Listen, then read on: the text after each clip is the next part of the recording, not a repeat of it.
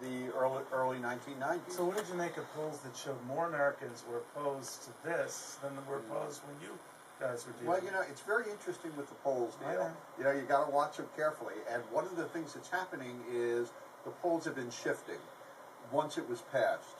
Once it's a kind of hypothetical, is it the perfect health care plan or not? You get a lot of opposition. Once it passes and people focus on the things that they think will help them, like the insurance reforms in particular, but also the tax credits for small businesses. Yeah, but even on that, Robert, I mean, you have a lot of companies coming out in the middle of this when people, you're quite right, are being told to say, well, maybe it's not so bad after all. Now these companies are saying, like AT&T and Caterpillar, yeah, it's bad and it's going to cost. They got to adjust. Yes, it is going to cost them. It's going to cost them because they're going to have to cover everyone who works for them directly rather than indirectly today, where you and I and everybody else pays through higher insurance premiums. But if you're AT&T, in order to take care of all the emergency. I understand, but if you're AT&T and you're looking at $1 billion potential hit, you've got to do one of two things: either cut back on benefits or cut back on workers, right? Or raise prices.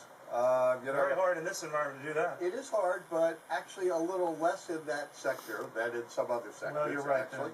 But you have your own concerns about the economy right now. Absolutely. Right? Explain. Absolutely. Well, I think the economy remains very fragile. I think we're being held up right now by the stimulus. We really don't see self-generating growth yet.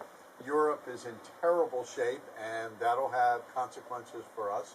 I think we've got, look, this was a unique and terrible crisis that metastasized from finance across the rest of the Is that Squirrel out there?